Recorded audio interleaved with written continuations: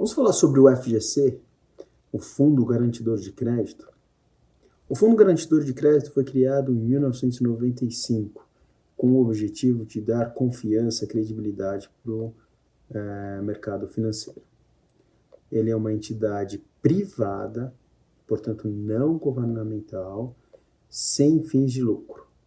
E ele foi criado e mantido pelos bancos do sistema financeiro brasileiro.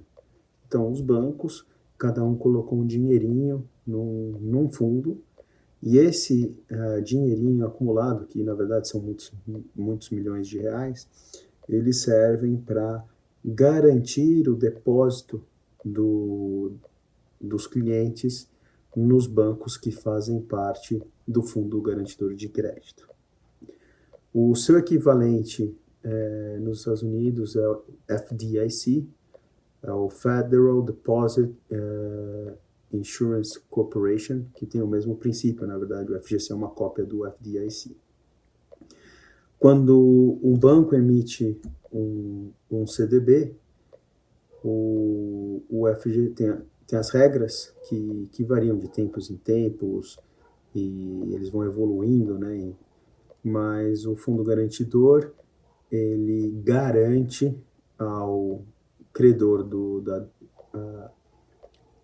CDB do banco até um certo limite, né? Hoje de 250 mil reais, mas isso já foi menor e pode mudar ao longo do tempo. E como é que isso acontece, né? Se eventualmente um emissor de um CDB que está garantido pelo FGC não conseguir honrar com as suas obrigações, o FGC paga até o limite coberto pela garantia e fica com o direito de receber do banco que quebrou aquele valor, né? E isso dá mais confiança e credibilidade para o mercado financeiro. O que muita gente não sabe é que o banco emissor paga uma taxa para o FGC. Então, essa é um serviço que o FGC presta para os bancos que fazem parte do Fundo Garantidor. Eu sou José Securato, falando com vocês para o Glossário de Investment Banking. Debt Capital Markets, DCM. O mercado de capitais ele é dividido em mercado de capitais de dívida e o mercado de capitais de equity. Assim, o Debt Capital Markets é a parte de dívida do mercado de capitais. Os títulos de dívida no mercado de capitais, eles são emitidos por um emissor, normalmente uma empresa, uma corporação, mas bancos e governo também podem emitir dívidas no mercado de capitais. A mais comum é o bond e a debenture, mas o mercado de capitais de dívida é composto de outros instrumentos também. E a característica do mercado de capitais é que o título da dívida, ele normalmente pode ser negociado no mercado secundário. Portanto, quem comprou na emissão, que é feita através de uma oferta pública, pode vender para outros investidores em momentos subsequentes. Uma dívida no mercado de capitais é diferente de um empréstimo bancário, por exemplo. O empréstimo bancário, um instrumento de dívida é um contrato entre o banco e a empresa, e por ser um contrato, ele gera uma obrigação que entra no balanço do banco como recebedor e da empresa como pagadora, só que esse contrato ele não pode ser transferido. Existem transações que o banco repassa um empréstimo para um outro banco, né? Só que, na verdade, isso obriga o banco original a ficar como repassador, porque é o nome dele que está no contrato. Então, o único jeito de você vender uma dívida é você cancelar ela e obrigar a empresa a fazer uma nova dívida com o banco que comprou aquela dívida. Então, você vê que é um processo mais complicado. Numa debenture, a empresa emissora deve para quem for o dono da debenture, que pode ser o banco, pode ser o investidor, pode ser você. que está me assistindo. Eu sou José Securato, pro Glossário de Investment Banking.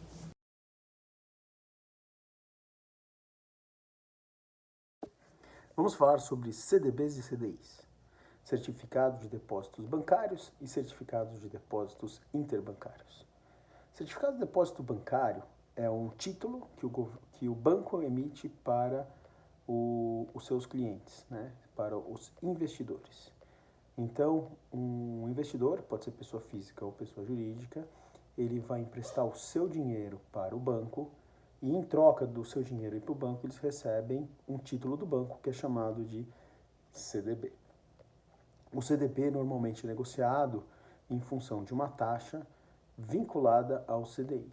Por exemplo, 90% do CDI, 95% do CDI, às vezes 100% do CDI. Tá? Poucas vezes é mais do que 100% do CDI. Já o CDI, que é o certificado de depósito interbancário, ele é um título emitido de um banco para outro banco. Então, na outra ponta, a gente tem uma outra instituição financeira que vai emprestar o dinheiro para o emissor do CDI. Normalmente, o banco ele tem uma área chamada tesouraria, que vai ver a posição de caixa do banco. Então, todos os dias, os bancos amanhecem com uma posição de caixa. Essa posição de caixa pode ser positiva ou negativa. Se essa posição de caixa é positiva, o dinheiro não pode ficar parado no caixa, e aí o normal é ele emprestar. Ele vai emprestar para os seus clientes e no final do dia o que sobrar ele vai emprestar para outros bancos. O banco que começa o dia com uma posição de caixa negativa, né, significa que ele emprestou mais do que ele tem, ele precisa tomar dinheiro emprestado para fechar o caixa. E aí ele vai nos outros bancos pedindo dinheiro emprestado. E a gente faz isso por uma taxa de juros de um dia. A gente pega todas as taxas de juros de um determinado dia, faz a média ponderada pelo volume, e a média dessa taxa é o que a gente chama de taxa do CDI. Portanto, a taxa CDI, né, ela vem de todos os CDIs emitidos em um determinado dia, representa o custo médio de captação dos bancos no sistema financeiro, que também é a mesma taxa média de investimento dos bancos no sistema financeiro. Né? É que são bancos diferentes, aquele que toma e aquele que investe. E é por isso que ela é usada como parâmetro para o CDB, porque o natural seria que, se o banco prefere pedir dinheiro emprestado para pessoas físicas em vez de outros bancos, é porque é mais barato. Então, o normal, o mais comum, a maior parte dos volumes são CDBs abaixo de 100% do CDI. No limite, o banco poderia até pegar dinheiro emprestado com você, que está ouvindo esse vídeo, a 95% do CDI, e vai emprestar a outro banco a CDI. Então ele vai ganhar esse spread aí de 5%. Logicamente, a coisa não é tão simples, porque tem outros fatores para ser levado em consideração, como capital mínimo requerido, etc., e o fator importante da duration, né? Porque o CDI é sempre de um dia e o CDB faz mais sentido fazer CDB a partir de 30 dias por causa da tributação, tá bom? Mas em suma é isso, CDB versus CDI. Eu sou o José Securato, falando aqui para o investmentbanking.com.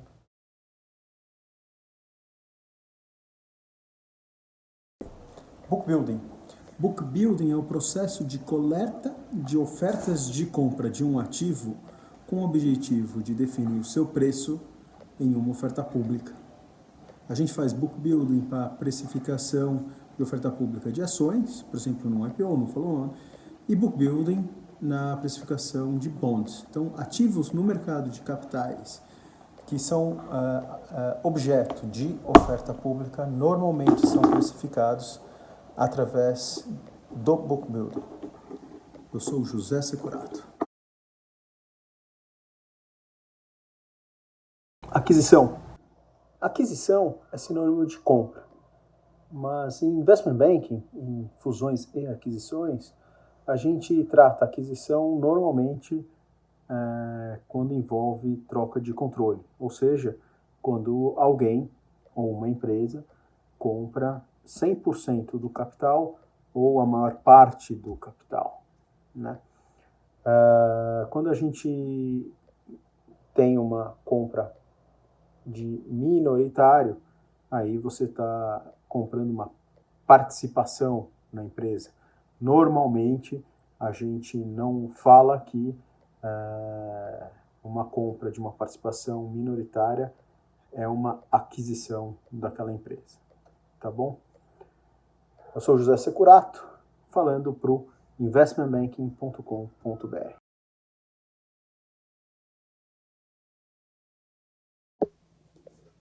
EBITDA, EBITDA. Isso vem do inglês, Earnings Before Interest Tax, Depreciation e Amortization. Em português é o LAGIDA. Né? Como o próprio nome diz, é o lucro antes de depreciação, amortização, juros e impostos. Mas o mais importante é você entender o que significa o EBITDA. O EBITDA é uma proxy para geração de caixa da empresa. Por quê? Porque para você calcular o EBITDA, você vai pegar todas as receitas operacionais, né? E um ponto importante, líquida dos impostos sobre vendas. Então, você vai tirar ICMS, PIS, COFINS, ISS, essas coisas todas. Né? Então, o impostos que está lá no acrônimo do EBITDA é imposto de renda e contribuição social, tá bom? Então, você vai pegar receita líquida e operacional. E você vai descontar das despesas e custos operacionais. Só que despesas e custos caixa, portanto, depreciação e amortização não entram nessa conta, tá bom? Então, você vai ter a receita operacional caixa menos a despesa operacional caixa. Isso é o EBITDA, que é a geração, é uma proxy da geração de caixa operacional da empresa. O importante é que EBITDA não é uma medida contábil, ela não faz parte de nenhum GAAP, né? O GAAP são as General Accounting Practices, né? São as regras contábeis geralmente aceitas de um país. O EBITDA é uma medida de administração para comunicar os investidores e outros stakeholders do potencial de geração de caixa daquela empresa. O conceito de EBITDA, por tentar ser uma proxy de geração de caixa operacional, ela também traz uma outra exigência que ela deveria ser recorrente, ou seja, que acontece todos os anos. Então, normalmente as empresas calculam o EBITDA pela conta, pela regrinha, receita operacional menos caixa operacional ajustado por caixa, e depois eles fazem outros ajustes para despesas excepcionais, receitas não recorrentes, e aí é muito comum as empresas divulgarem o EBITDA ajustado, ok? Então prestem atenção, estejam atentos ao EBITDA ajustado divulgado pelas empresas, que ele deveria ser uma proxy da geração de caixa operacional. Um abraço, aqui é o José Securato para o Glossário de Investment Banking.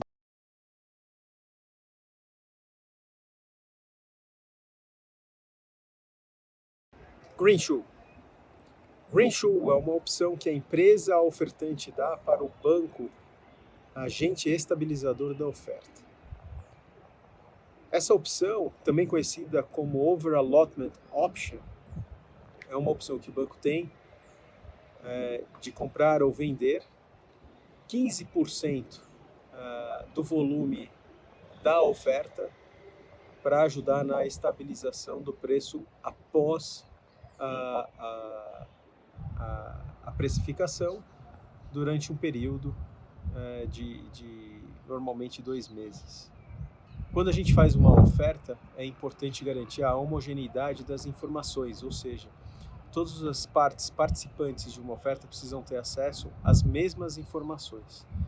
Então, desde que você começa do primeiro dia de roadshow até o dia da precificação, que é no último dia, nada pode mudar. Todas as informações existentes e disponíveis e necessárias para tomar de decisão, elas têm que permanecer inalteradas. Então, dependendo da oferta e demanda, o banco estabilizador pode usar essa opção aí de 15% do tamanho da oferta e precisa constar no prospectus desde o primeiro dia.